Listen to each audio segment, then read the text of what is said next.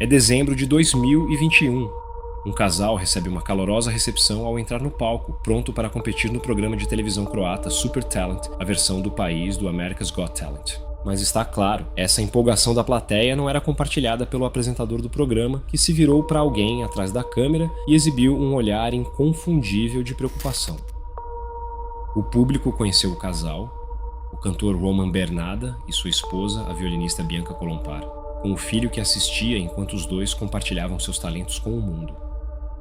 Em sua rotina diária, Roman era goleiro de um time de futebol local, enquanto Bianca era violinista e tinha doutorado em música. E embora tudo pareça normal, ficava claro para quem os assistia que o casal era tudo menos isso. As duas tinham papos longos e bizarros, com Bianca falando abertamente de sua cirurgia de aumento de seios. Ja sam imala kao cura velike grudi, velika mi je bila želja da to vratim, operirala sam. E os dois discutiram longamente sobre sua crença em um Deus vivo que caminhou sobre a terra. Ali ja osjetim, stvarno imam taj kontakt sa živim Bogom i mislim da je Bog svugdje oko nas, da je Bog osoba, energija, istovremeno, da. Mas foi a própria apresentação deles que se revelou a parte mais estranha de sua participação no programa. Pozdrav svima! Dobro večer. Vi se mene ne sjećate, jel da? Ja? Ne. Prije puno godina. Aha, ja se nas sjećam kad sam snimala Ugostiteljska škola, spot. jel ide Hardo? Ide. Je, ja se ispričavam, ali stvarno moram vas to pitati. A apresentação de Roman foi desconfortável, pois ele mencionou um encontro com um dos juízes anos antes, que claramente não se lembrava, frustrando-o, e seu comportamento logo se tornou hostil. Koji je vaš talent?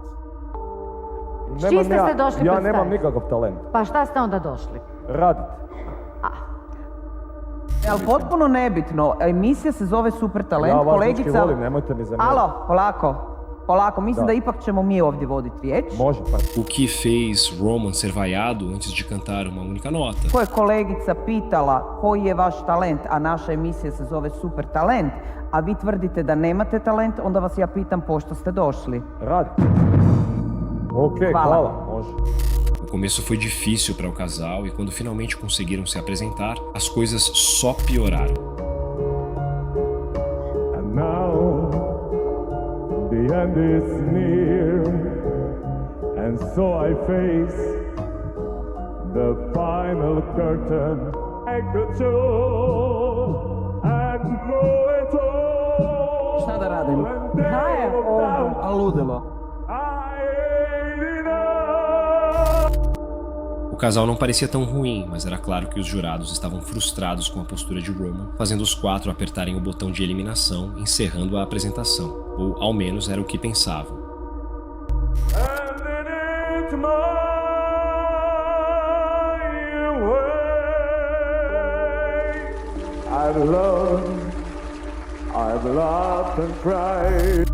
Enquanto se apresentavam sob os gritos dos jurados, chamando seus nomes e o silêncio da plateia. Romane! Com os dois continuando até que um produtor finalmente interveio para interrompê-los. Mesmo assim, o casal seguiu com suas travessuras, desta vez protestando contra os jurados. Bianca ameaçou expor o comportamento deles para a imprensa, enquanto Roman permanecia irritado, lançando olhares furiosos para o painel à sua frente. E com isso, o tempo de Roman e Bianca no Super Talent chegou ao fim, e eles não apenas saíram sem receber o grande prêmio, mas também deixaram o programa com suas reputações arruinadas. Já que esse segmento se tornou notório entre os fãs do Super Talent, com o casal sendo considerado um dos números mais inusitados que já passaram pelo programa. Mas apesar de toda a viralização, essa apresentação não é pelo que Roman é mais lembrado hoje em dia.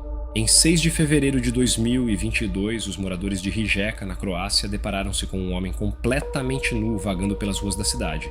Era Roman Bernada, e enquanto a maioria observava com divertimento, rindo entre si e tirando fotos, o que estavam testemunhando era, na verdade, um dos eventos mais perturbadores que a cidade já havia visto. Após sua apresentação desastrosa um ano antes, Roman persistiu na carreira de cantor, aproveitando todas as oportunidades para mostrar sua música, fosse no canal do YouTube de Bianca, ou cantando nas ruas por gorjetas, onde na verdade ganhava bem.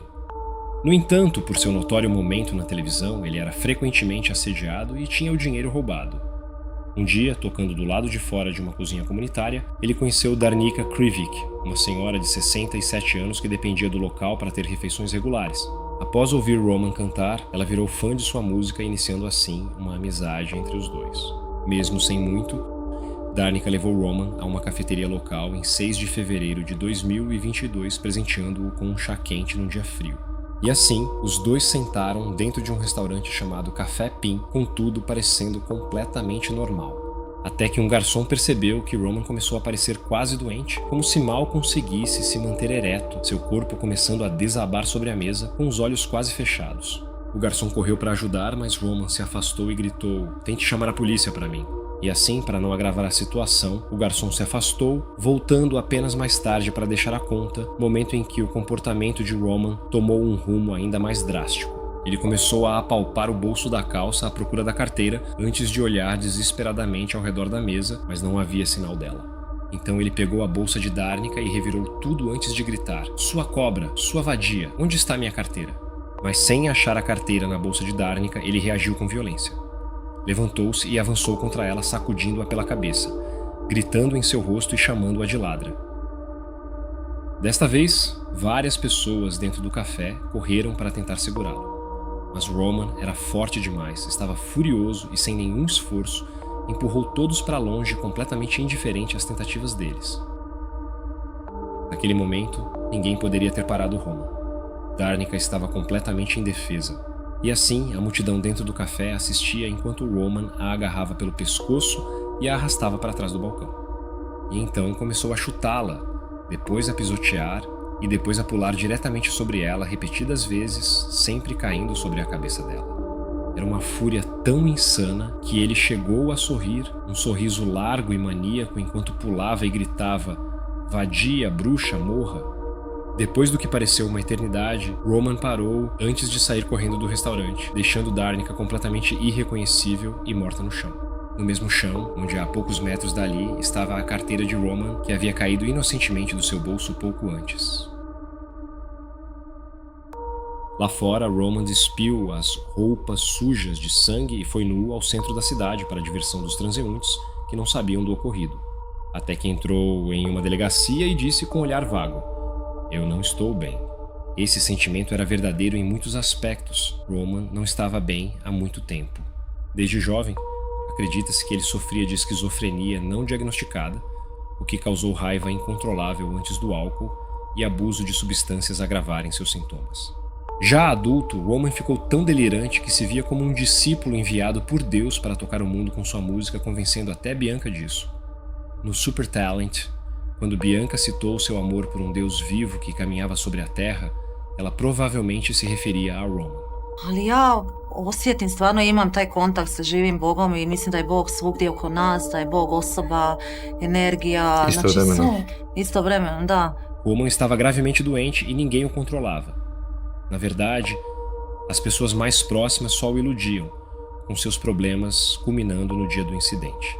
E quando percebeu que sua carteira havia sumido, Roman presumiu que Darnika tinha sido quem o roubou, talvez por já ter sido furtado frequentemente nas ruas. Mas a realidade era que, em meio a um mar de pessoas tentando explorá-lo, Darnika era uma das poucas que realmente se importava e acreditava de verdade em seus talentos. Mesmo assim, ele a matou cruelmente por causa de um simples mal-entendido que foi inteiramente culpa dele. No final, Roman foi considerado incapaz de ser julgado e nunca foi condenado a cumprir pena de prisão, recebendo uma sentença de 40 anos. Em uma instituição de saúde mental, ele é descrito como um paciente exemplar. Seu comportamento permitiu sair da instituição periodicamente para fins terapêuticos. Em 29 de junho de 2025, um grupo de adolescentes se arriscou no rio Mearim, em Bacabal, Brasil, para um breve mergulho matinal.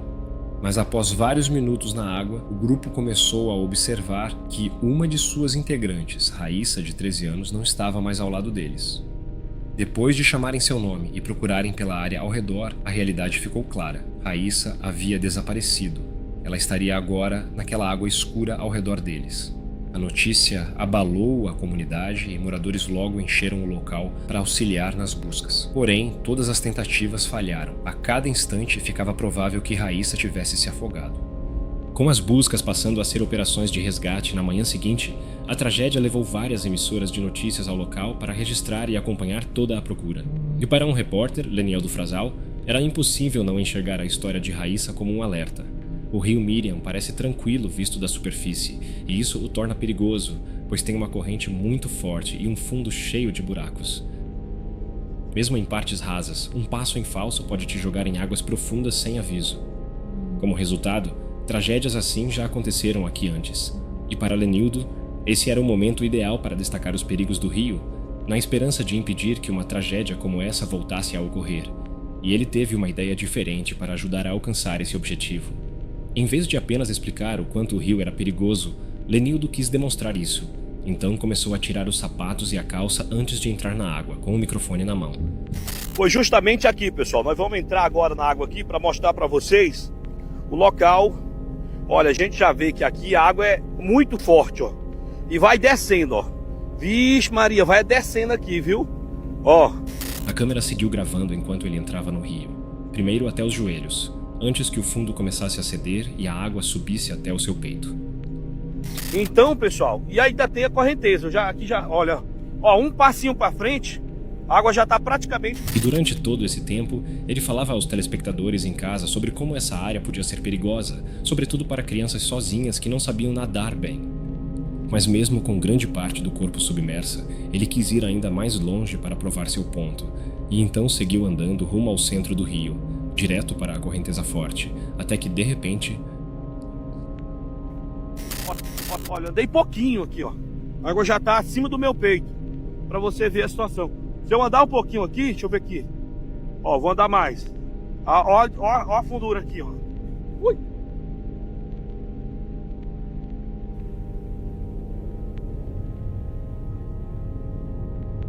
Lenildo leva um susto ao pisar em algo macio no fundo do rio.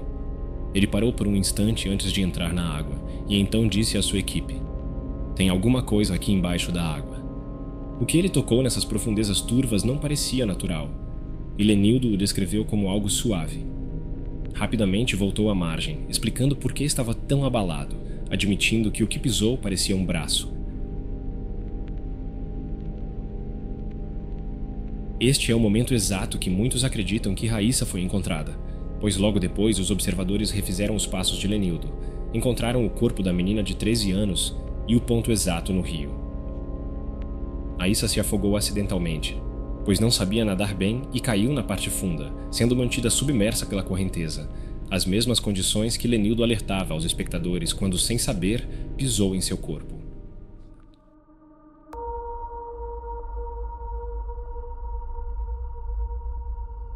Era o início de mais uma grande aventura para a equipe do programa Gardener's World. No ar, desde os anos 60, o programa britânico oferece diversas dicas valiosas de jardinagem e exibe uma grande variedade de plantas únicas, levando-os frequentemente a regiões remotas pelo planeta. Este episódio foi filmado em 5 de fevereiro de 2020, na Cordilheira Drakensberg, no Lesoto, África, com Nick Bailey em uma longa jornada para encontrar uma flor específica, uma espécie que cresce de forma selvagem por todo o país e que é uma verdadeira favorita dos jardineiros britânicos há gerações, é o gladiolo.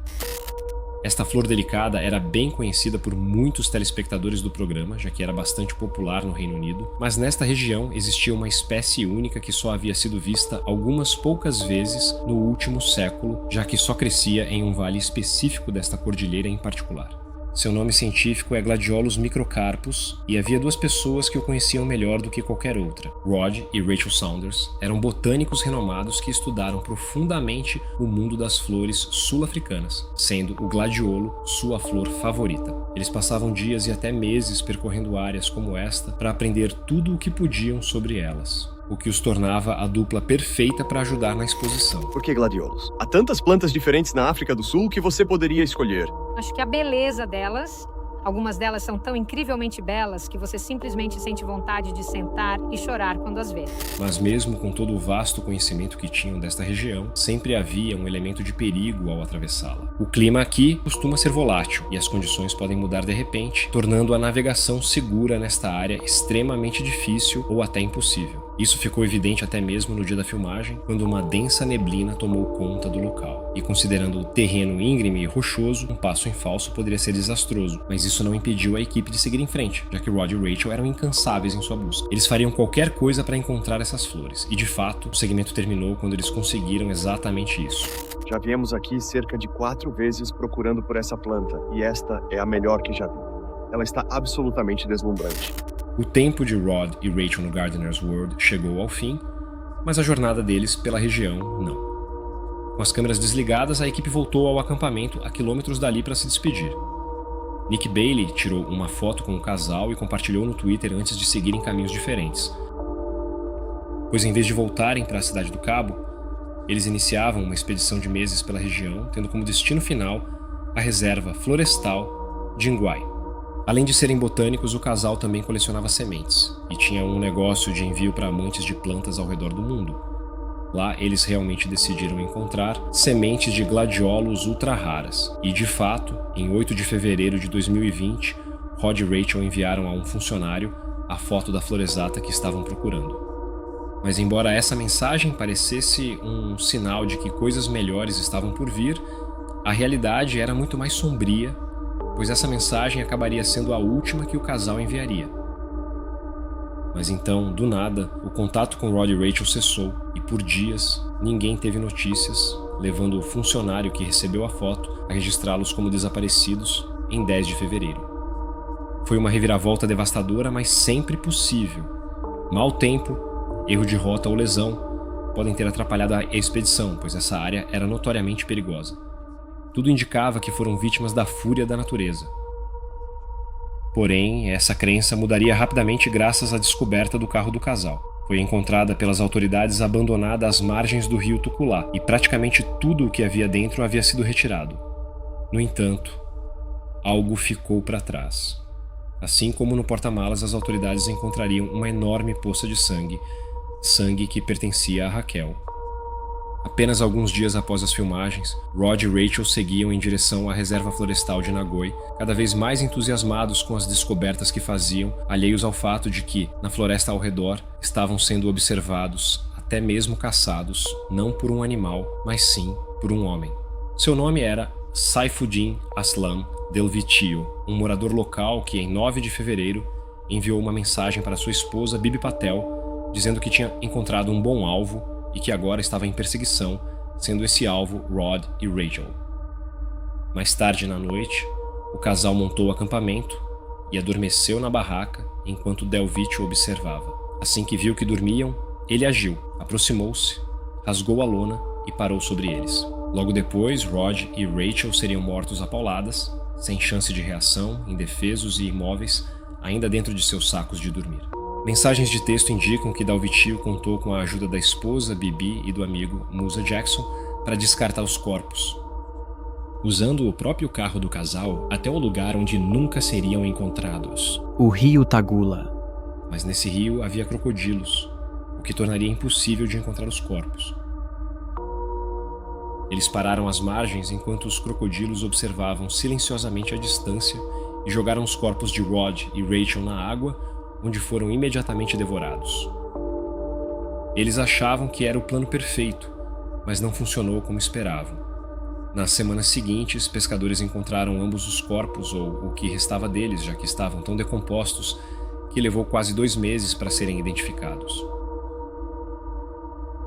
O motivo exato do ataque ainda é incerto, pois o julgamento ainda segue em curso e Delvitio alega inocência. Por enquanto, tudo é alegado, mas as evidências são incriminadoras. Mensagens no telefone de Delvitio indicam claramente que ele foi o responsável, aparentemente por motivação religiosa. Diferenças entre ele e os Saunders, além de dinheiro, já que após as mortes, saques vultosos ocorreram nas contas do casal e gastos luxuosos surgiram nos cartões, com um recibo achado na bolsa de Bebe. As evidências são quase inegáveis, mas enquanto aguardamos a justiça, focamos em quem não está mais aqui para ver isso acontecer. Rod e Rachel não fizeram nada de errado. Eram pessoas bondosas, tentando encontrar a flor que amavam profundamente. Embora a entrevista deles dias antes da morte seja um momento sombrio na TV, serve como uma homenagem incrível, já que uma das últimas coisas que fizeram foi compartilhar sua paixão pelos gladiolos, a flor pela qual deram a vida. Foi uma longa caminhada para chegar aqui. Que privilégio incrível ver uma planta tão especial em um ambiente tão específico. Muito obrigado. Olá, muito prazer. É um prazer. É bom estar aqui. Histórias como essas mostram que o perigo pode estar em qualquer lugar, até onde menos esperamos. E quando a verdade aparece, já é tarde demais. Se você curtiu, deixa o like e compartilha para mais pessoas. E se inscreva para não perder os próximos casos do Arquivo Sombrio.